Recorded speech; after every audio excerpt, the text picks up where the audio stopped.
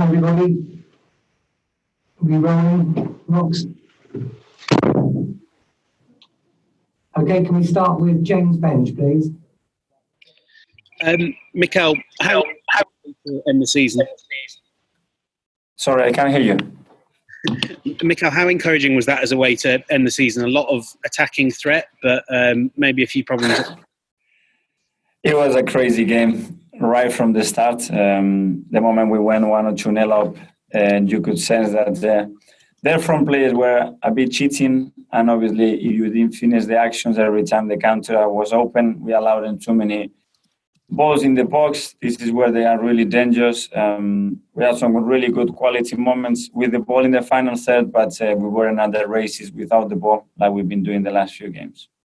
Sorry, did you say that the front players were cheating? Could you expand on? I mean, cheating is like they stay up front because they know they are more than cheating. And probably the way is a little bit gambling, and obviously hard to control them when you lose the ball or you don't finish the actions. And there were open spaces. At some stage, it was a little bit of a basketball game where there was not much control there. I wouldn't want you to get in trouble by saying cheating.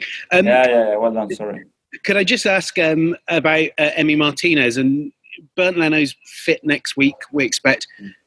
But is Martinez the one in the driving seat for the cup final starting spot? Well, Emi has earned his place with another brilliant performance today again. When the team needed him, he made some fantastic saves. Ben is still recovering from his injury, so Emi is the one now.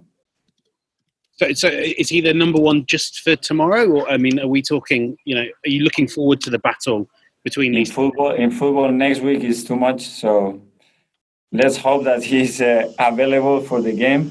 And if that's the case, he will start the final. Mark at the Press Association.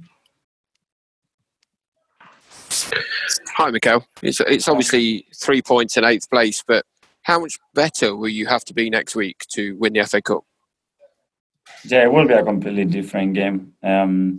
First of all, from the mental side, it will be equal how much they want it and how much we want it. I don't think it was the case today because obviously the necessity that they have, the approach, the way they have to go to the game, it was different to ours. And normally you can see that when you don't have the ball. But hopefully it will be very different. And Pierre obviously played the whole game. He got 2 goals. How gutted is he not to have got that golden boot? Yeah, you could see that he was really trying. You could see at some stages his teammates were trying too hard, even and forcing things to give him the opportunity to score another goal. But his numbers are already fantastic, so it doesn't change much.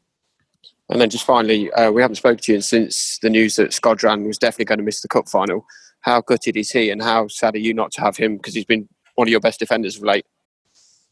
Yes, it looks a really nasty injury again.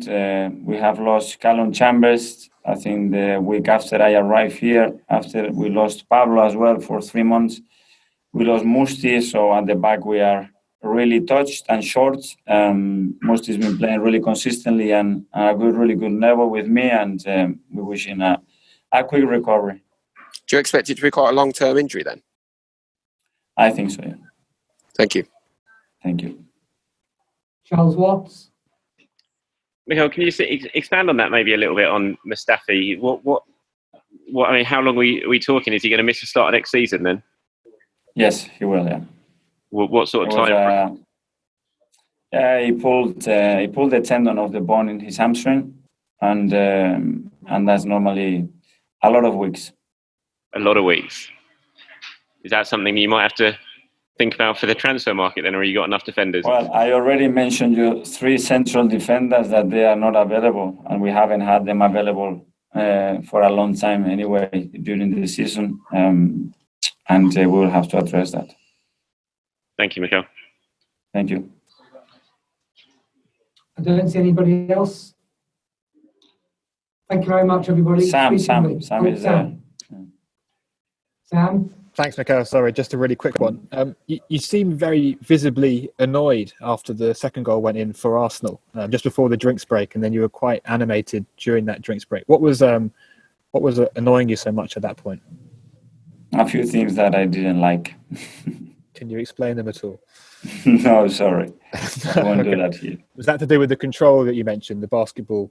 It were a few things that they weren't at the standards, in my opinion. Okay, thanks very much. Thank you.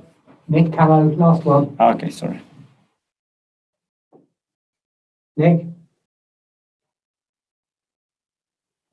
Technology. Sorry, Mikel. Just finally, do you have any thoughts for Watford getting relegated? Well, I feel very sorry for them. I think they were unlucky today. It's a team that they are neighbors with us around the training ground, that they are very local. And it must be really hard. They tried to the last minutes. I think you could see today how much they wanted him. And sorry, hopefully they will be back next season in the Premier League, because I know how good the club and the players should be with that result.